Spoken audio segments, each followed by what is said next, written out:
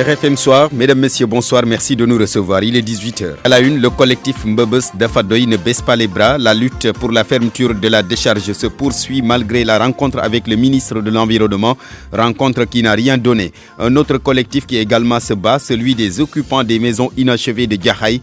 Il réclame un audit des maisons du plan Djahaï. L'inquiétude des éleveurs de Sarefodé dans la région de Tambacounda, une épidémie est en train de décimer les petits ruminants. La commune de Sinthiou-Malem est la localité la plus touchée. Sadio Mané, ballon d'or africain, le Sargal de ce mercredi a été reporté à une date ultérieure. Pour un problème technique avec les autorités de l'aéroport de Tunis, Sadio est retourné à Liverpool, signale le communiqué du comité d'organisation. La cérémonie Sargal Sadio Mané, le dit comité tient d'ailleurs un point de presse à 20h. Yonutol avec Babacar Diouf, notre correspondant à Diourbel. Des tirs de missiles iraniens en Irak, des frappes sur 2 bases accueillant des soldats américains en Irak. Une riposte iranienne baptisée par Téhéran martyr Soleimani. Donald Trump s'est prononcé sur ces frappes depuis la Maison-Blanche. Plutôt qu'une surenchère militaire, Trump choisit de renforcer la pression économique sur la République islamique. On évoque le sujet dans le débrief. Nous serons avec Régis Oumpe, géopolitologue, directeur exécutif du cabinet Interglobe Conseil. Bonsoir à tous et bienvenue. Le collectif Mbebes d'Afadoy maintient la lutte malgré la rencontre avec le ministre de l'Environnement, rencontre qui n'a rien donné. Modou Fall, alias Malcolm, le coordonnateur, s'est confié à Salif Sow au terme de la rencontre. Le ministre de l'Environnement et du Développement durable nous a reçus. On a parlé, on a discuté des problèmes de la décharge de Mbebes liés à l'environnement, les fumées, les catastrophes environnementaux. Il nous a donné ses solutions, ses propositions, on l'a écouté. Et puis nous avons parlé de nos inquiétudes et de nos soucis en leur disant que nous restons toujours déterminés sur notre combat à mener notre plan d'action circa la fermeture de la décharge, parce que c'est la énième fois qu'il nous parle des solutions et puis que nous ne croyons pas à ces solutions tant qu'on n'a pas encore vu des mesures concrètes. Nous restons toujours à notre position à continuer notre plan d'action pour avoir gain de cause pour que la fermeture définitive de la décharge de Mbebes. Modou Fall, le coordonnateur du collectif Mbebes d'Afadoy, auditer les maisons du plan Djahaï, c'est le vœu du collectif des occupants des maisons inachevées de Djahaï. Le dit collectif qui a rencontré la presse accuse des personnes qui avaient en charge les recasements des victimes des inondations de 2005 de vouloir vendre illégalement ces logements sociaux. Correspondance Abdou Diouf Diagne. Lors des inondations des années passées, plusieurs familles ont quitté la banlieue dakaroise pour s'installer dans les maisons inachevées du plan Djahaï. Aujourd'hui, le collectif qui les regroupe accuse des personnes mal intentionnées de magouilles sur leur dos. Ismaïla Diamé. On a trouvé des maisons abandonnées, des maisons transformées en dépotoirs. Ces maisons que vous voyez là, c'est des maisons où il y avait de la poubelle, du banditisme, de la prostitution. Dès qu'on a rendu les milieux propres, c'est en ce moment-là que les autres sont venus, les délinquants de Djahaï, chez Michel, qui se disent responsables des collectifs, des gens qui habitaient dans l'eau, tous les sinistrés venant de l'eau ont reçu leur maison. Maintenant, leur plan, c'est quoi? Ils viennent nous trouver chez nous en nous proposant de l'argent. Voilà pourquoi les membres de ce collectif exigent un audit de la part de l'État afin de régler le problème des maisons de Djahaï. Nous sommes des Sénégalais. Ces maisons sont faites pour des cas sociaux. Nous demandons le président de la République, Macky Sall, de venir auditer Djahaï. Monsieur le Président, je m'adresse directement à vous. Si vous ne venez pas résoudre le problème de Djahaï, le sang va couler à Djahaï. Parce que tout simplement, nous n'accepterons pas que ces voyous-là viennent à Djahaï nous déguerpir. A signaler que cette sortie du collectif des habitants des maisons inachevées de Djahaï intervient quelques jours seulement après celle du collectif des victimes des inondations de 2005. Les deux structures ne parlent pas le même langage. RFM Djahaï, Abdou Diouf Diagne. Abdou Diouf Diagne, direction Sédhiou, où plus de 400 enseignants n'ont toujours pas reçu leur salaire du mois de décembre, situation que dénonce le G6. En conférence de presse au lycée Ibou Diallo, les responsables syndicaux interpellent le niveau central sur cette situation qui, à leurs yeux, ne concerne que la région de Sédhiou. Toutes les démarches entreprises avec l'IEF, l'inspecteur de l'éducation et de la formation n'ont rien donné. Abdoulaye Diallo, le porte-parole du jour du G6 section Sédhiou avec Max Clid Kamfani. Nous avons décidé de tenir ce présent point de presse pour partager avec l'opinion publique la situation des maîtres contractuels au niveau de l'IEF de Sédhiou. C'est des agents qui sont restés sans salaire au jour d'aujourd'hui. Donc c'est une situation que nous déplorons, nous dénonçons et nous fustigeons. Nous avons rencontré toutes les autorités compétentes, au premier chef l'inspecteur de l'éducation qui a la charge d'engager les salaires des maîtres contractuels. Mais après l'entretien que nous avons réunion avec lui, nous avons constaté que la situation ne peut pas être réglée au niveau local. C'est pourquoi nous avons décidé de tenir ce point de presse pour interpeller le niveau central, notamment les techniciens, afin qu'ils puissent trouver une solution dans les plus brefs délais. Parce qu'il est inadmissible que retenir des agents depuis la fin du mois qui restent jusqu'aujourd'hui le 8 sans avoir de salaire. Vous les avez obligés à passer les fêtes de fin d'année sans revenu. Donc je pense que c'est une situation inacceptable. C'est pourquoi nous tenons ce point de presse pour alerter et demander au niveau central de réagir dans les meilleurs délais pour pouvoir régler la situation. C'est une première étape parce que nous avons toujours agi dans la responsabilité et nous demandons juste qu'ils soient conscients de la situation parce qu'au niveau national, il n'y a que l'IEF de Sédhiou qui est concerné. Donc on nous aurait dit que c'est une omission. Ils sont 400 agents qui sont restés sans salaire au jour d'aujourd'hui. Et puis je vous l'annonçais en titre, Sarefodé, c'est dans la région de Tambacounda, une épidémie est en train de ravager les petits ruminants. La commune de Sinthiou Malem est la localité la plus touchée.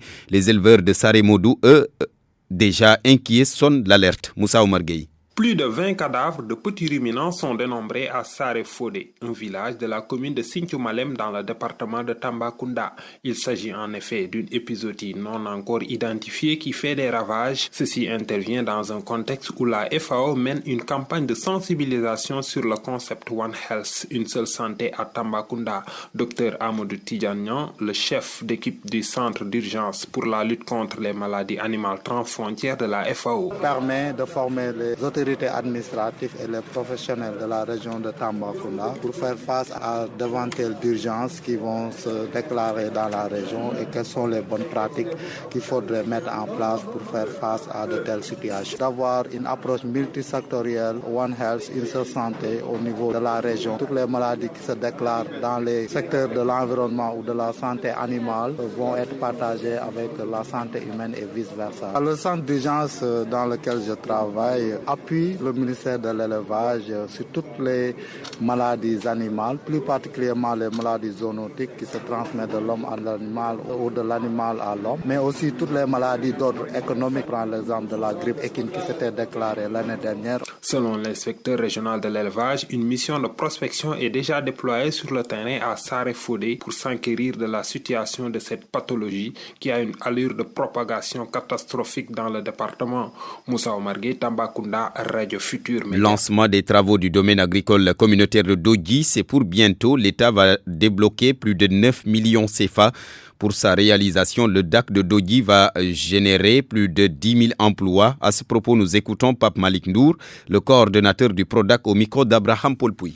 Le DAC de Dodji va couvrir 2000 hectares de terres qui ont été délibérés par la commune de Dodji. Comme vous le savez, le financement a été reçu de la Banque islamique de développement qui aujourd'hui a consenti à faire un prêt à l'État du Sénégal de 47 milliards. Et l'État du Sénégal aussi va contribuer à hauteur de 12 milliards de francs CFA. Maintenant, ce qui reste, c'est d'accélérer la cadence pour qu'au plus tard, à la fin du projet qui est prévu à fin 2022, qu'on puisse avoir les infrastructures nécessaires qui nous permettent donc de voir qu'effectivement le DAC a été réalisé. Donc aujourd'hui, l'objectif, c'est d'ici 2022 qu'on puisse avoir le DAC. Mais nous aussi, à notre niveau, nous allons concentrer tous les efforts nécessaires pour que même avant l'échéance, qu'on puisse inaugurer ce DAC qui sera un joyau. Au total, il est prévu par emploi direct d'installer plus de 5000 jeunes.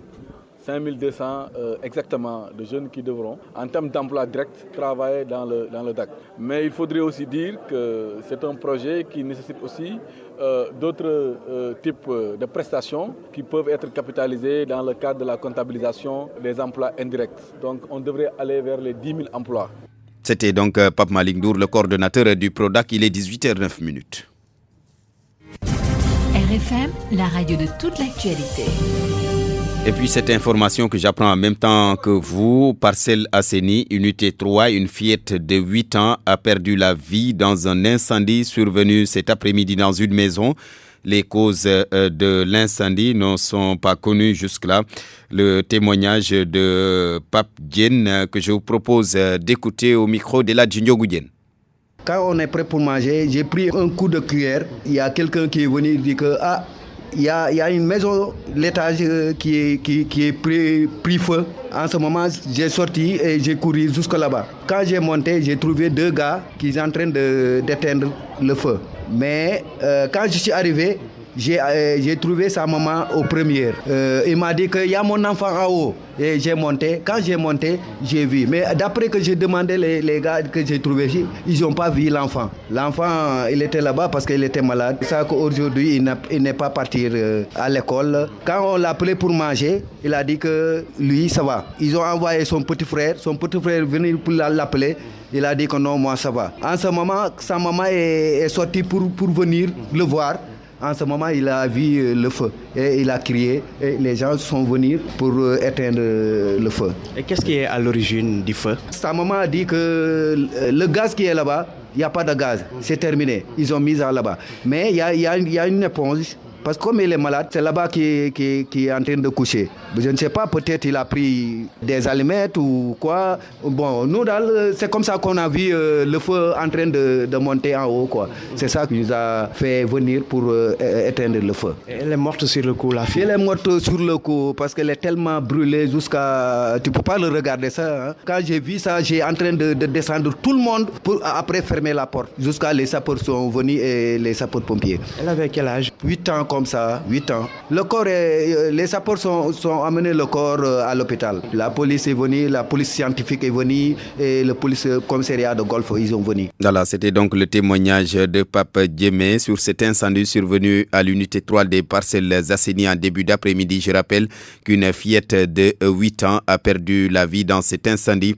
Pape Djemé, plutôt au micro d'Eladji Ndiogoudjen. La suite du journal avec les acteurs de la lutte contre le VIH-Sida qui aujourd'hui font face à un nouveau défi majeur. Il s'agit de la hausse du taux de prévalence chez les enfants, les adolescents et les jeunes. La tranche d'âge de 0 à 21 ans exposée face à l'infection au VIH et le Conseil national de lutte contre le sida estime que des méthodes envers les jeunes sont aujourd'hui dépassées. Il faut en créer de nouvelles, beaucoup plus adéquates. Nous écoutons Dr Safietou Thiam au micro d'Awambay. Nous avons remarqué que les nouvelles infections se sont passées chez des adolescents et les jeunes. Donc ça, c'est quelque chose qui interpelle la communauté internationale. Ce n'est pas seulement au Sénégal, mais nous l'avons bien observé au Sénégal. 60% des nouvelles infections se sont produites entre 0 et 24 ans, donc chez les jeunes et les enfants. Il y a une partie pour la transmission mère-enfant, on le comprend, de 0 à 5 ans, mais quand on voit 32% des infections qui se passent chez des adolescents et des jeunes. Donc nous nous sommes sentis interpellés. Effectivement, il faudra réinventer la prévention. Les méthodes de prévention qui sont mises en œuvre jusque-là sont certainement dépassées pour les jeunes de maintenant. Les jeunes utilisent certainement des canaux que nous devons utiliser pour leur donner les informations sur le sida. Il faudra beaucoup travailler avec les nouvelles technologies de l'information et de la communication. Il faut peut-être certainement aller dans les réseaux sociaux qui sont utilisés par les jeunes. Donc il faudra, comme je le dis, travailler avec les jeunes pour qu'ils puissent nous dire comment atteindre les jeunes. Si on veut aussi promettre à notre pays une génération sans sida, il faudra qu'on travaille avec les jeunes et qu'on travaille pour les jeunes. Youssouf Bodian, bonsoir, bienvenue. Bonsoir Barthélémy. La cérémonie Sargal Sadio Mané, on démarre avec ça. Reportée à une nouvelle date, c'est connu. Elle devait donc se tenir cet après-midi, cette cérémonie, au musée des civilisations noires. Le nouveau Ballon d'Or n'a pas pu donc faire le voyage sur Dakar. Sadio Mané était attendu dans la capitale sénégalaise aux environs de 15h. Officiellement, des problèmes administratifs sont évoqués selon l'envoyé spécial du groupe Futur Média en Égypte. Bakary Cissé, que je vous propose de suivre. Malheureusement, Sadio Mané ne sera pas de la partie cet après-midi au musée des civilisations.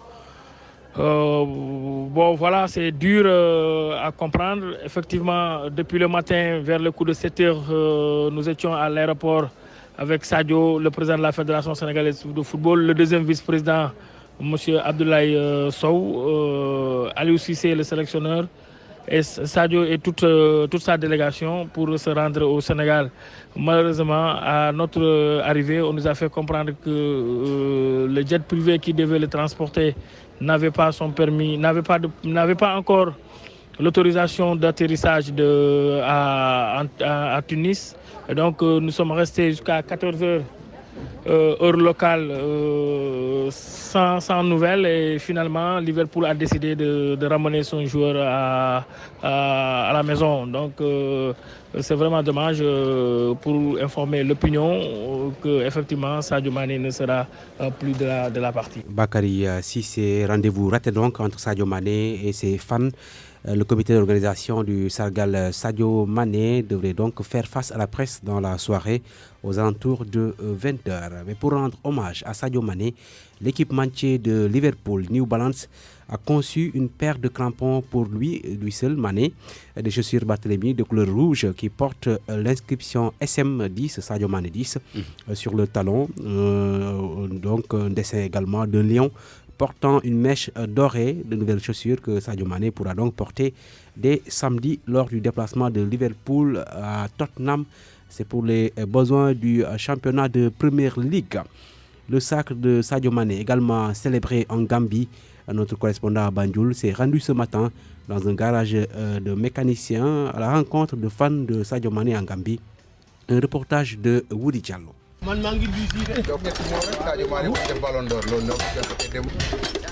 From zero to hero, le parcours de Sadio Mané enchante ses 5 mécaniciens. Je suis très content, je l'ai entendu à la radio et j'ai sursauté de joie. Vous savez, j'aime bien Sadio Mané et je pense qu'il mérite plus que ça, il mérite même le Ballon d'Or mondial.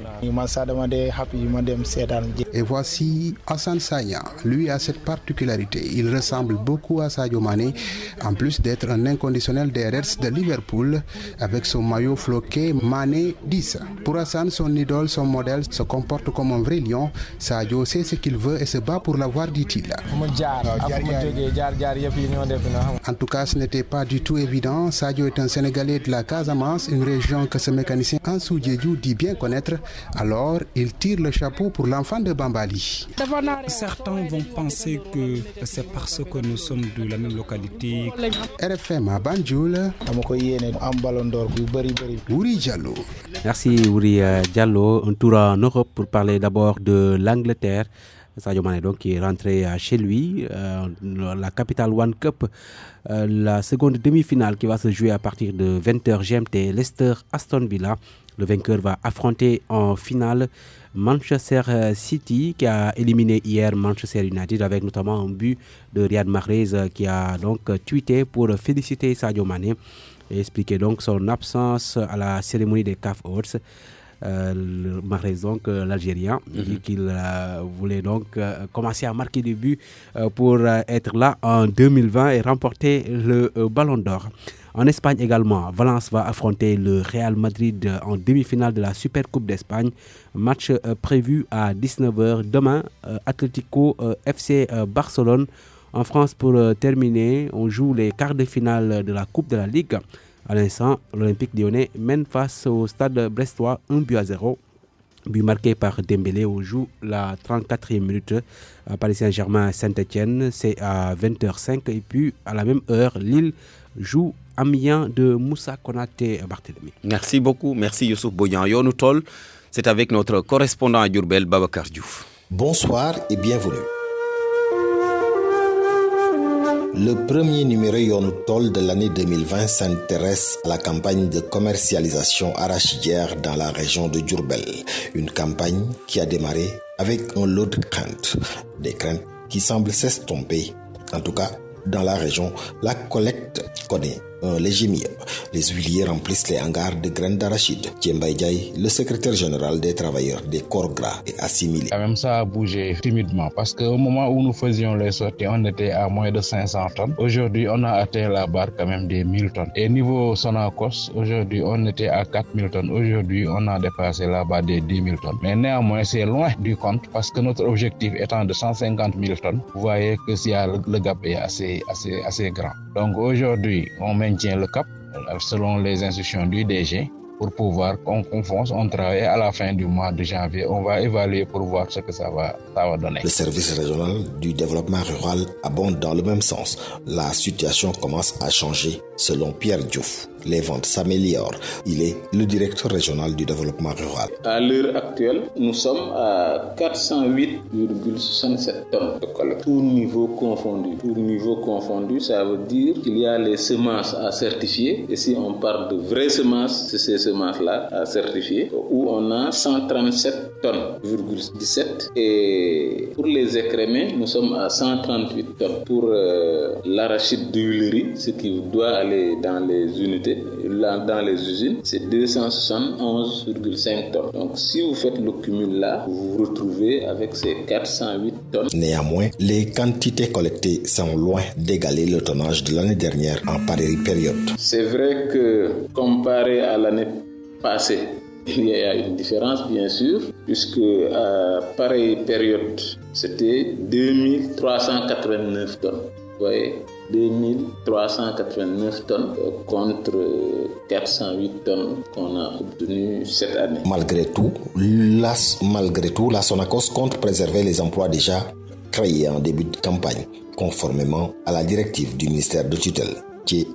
Donc pour les emplois qui étaient menacés aussi, compte tenu des assurances que le chef de l'État a données, donc on s'en tient à ça, on maintient le personnel et on continue à collecter. Maintenant, comme je l'ai dit tout à l'heure, c'est par rapport à ce qu'on aura à collecter d'ici fin janvier, on évalue et voir quelles orientations à donner. Mais pour Diourbel, il y a d'autres perspectives parce qu'on va démarrer la Cétuna, l'alimentation de bétail, et cette année on prévoit de faire de la volaille. On va aussi démarrer les ateliers de javel et de vinaigre et la nouvelle presserie. Tous ces ateliers-là vont prendre du personnel, donc ça nous permettra de résorber un peu le personnel. Pour les opérateurs privés, la crainte se situe au niveau de la préservation du capital semencier. Cheikh Baregui, président régional des opérateurs privés semenciers de Diourbel. Nous allons initier une lettre ou un mémorandum à l'attention du président de la République. Cette année, la campagne, certes, a été bonne, mais il y a des zones où il n'y aura pas de semences. Nous allons ainsi demander à l'autorité de préserver les semences qui sortiront des champs. D'habitude, on ouvrait la campagne d'achat des semences avant celle destinée à l'achat des graines pour les huileries. Mais depuis un certain temps, c'est différent. On ouvre tout à la fois. Nous demandons qu'une réglementation des campagnes pour permettre à chaque acteur de jouer sa partition. Et les huileries achèteront les tonnages nécessaires pour faire tourner leurs machines. Cette année, les huiliers, tout comme les opérateurs privés investis dans la campagne de commercialisation arachidière, ont vécu une saison exceptionnelle. En sortiront-ils avec les objectifs attendus? Rien n'est moins sûr. Mesdames, Messieurs, c'était Yonou Tol. Merci de l'avoir suivi. Rendez-vous la semaine prochaine, s'il plaît à Dieu. Merci beaucoup à Babacar Diouf. Rendez-vous donc est pris pour la semaine prochaine, 18h23, l'heure du débrief. Nous sommes avec Régis Oumpe. Monsieur Oumpe, bonsoir. Bonsoir. Vous êtes géopolitologue, directeur exécutif du cabinet Interglobe Conseil. Alors, nous allons évoquer ces tirs de missiles iraniens en Irak, des frappes sur 2 bases accueillant des soldats américains en Irak. Alors, Iran, États-Unis, l'escalade puis la désescalade. En une journée, on est passé à des extrêmes. Et comment prédire l'avenir dans cette drôle de guerre, si on peut l'appeler ainsi? Effectivement, je pense qu'il y a lieu de s'interroger sur l'issue de ce début de conflit. On n'est pas encore dans le dur du conflit, mais toujours est-il que la riposte iranienne qui pour moi est une riposte symétrique et qui donne à penser que les Iraniens ne vont pas s'arrêter là. C'est le signe palpable qu'en réalité les jours qui viennent, les mois qui viennent, et malheureusement l'année 2020 sera une année très agitée, très compliquée sur le plan géopolitique, sur le plan stratégique, et que malheureusement au-delà donc de cette région du Proche et du Moyen-Orient qui est déjà très déstabilisée, avec des crises qu'on connaît ou en Irak, en Syrie, en Israël, nous craignons effectivement que le bousculement sera d'ordre planétaire. Et malheureusement, très généralement, il y a des victimes collatérales qui sont des États qui ne sont pas forcément apprêtés, des individus, des particuliers. Et aujourd'hui, les États-Unis, effectivement, malheureusement, se taguent bien sûr d'être la première puissance militaire du monde, mais ne sont pas forcément dans les dispositions justement pour ramener la stabilité et la paix dans ce monde. Donc, vous avez semblé évoquer tout à l'heure les conséquences. On va en venir bien sûr sur les conséquences, surtout pour le continent africain. Mais avant d'en arriver là, l'Iran promet de venger coûte que coûte son général, Soleimani. Mais concrètement, Téhéran a-t-il les moyens de faire mal à l'Amérique de Donald Trump? Je pense que vous touchez effectivement un point essentiel. Est-ce que la riposte iranienne, est-ce qu'elle sera de nature et de taille à être au même niveau que le géant américain? On peut en douter.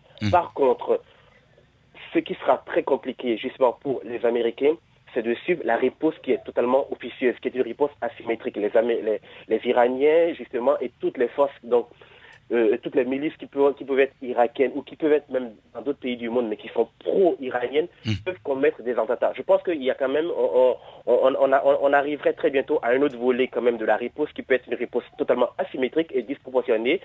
Et les Américains s'en sont rendus compte parce que dans le déroulé de l'argumentaire iranien, ils ont évoqué un catalogue de 13 formes de riposte. Donc, il y a les ripostes qui sont ripostes officielles, mais en réalité, les ripostes qui sont les plus à craindre, ça peut être par exemple des attentats terroristes qui attaquent des bases américaines à l'étranger, ça peut être des attentats terroristes ou des missiles qui sont envoyés sur des partenaires des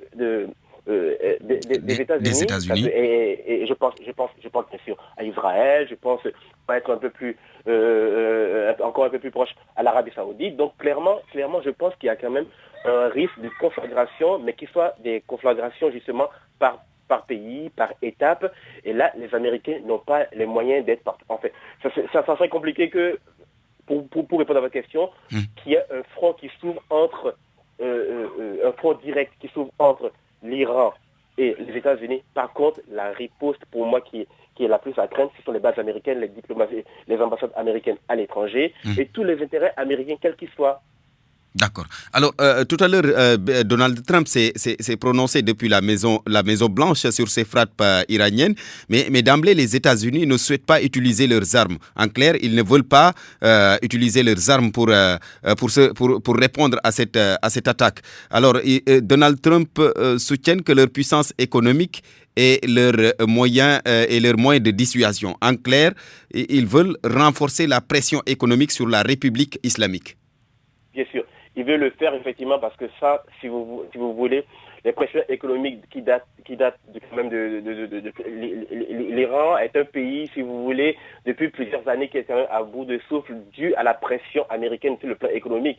Mais ce désir, qui pour moi est un désir tardif de désescalade, en réalité, vous imaginez bien que l'Iran ne se contentera pas justement de sanctions économiques.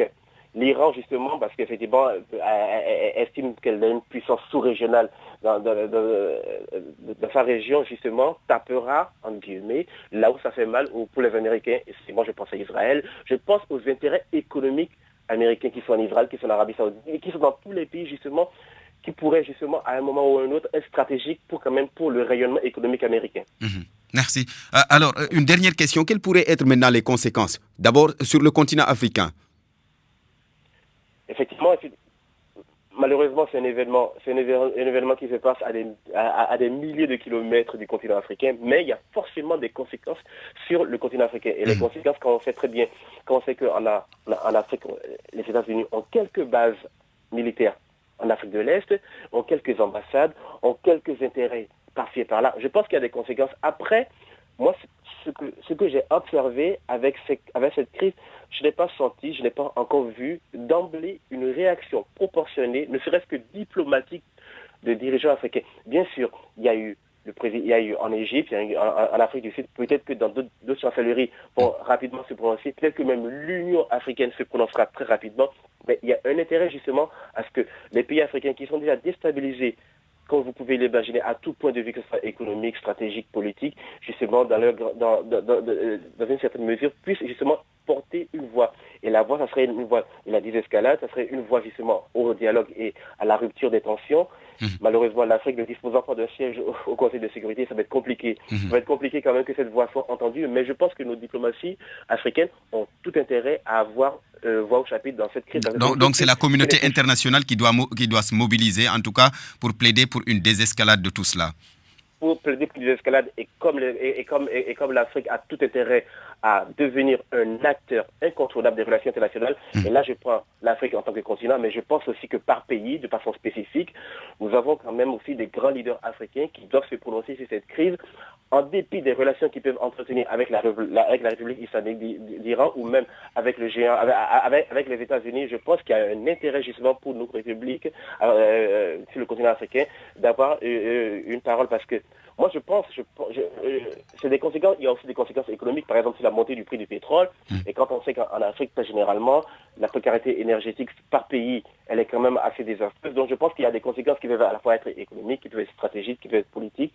Et malheureusement, le continent africain risque de payer un coût cher. Oui, risque d'être une victime collatérale, on va dire, en guillemets, dans un conflit qui n'a pas généré. D'accord. Merci beaucoup, Régis Oungpe.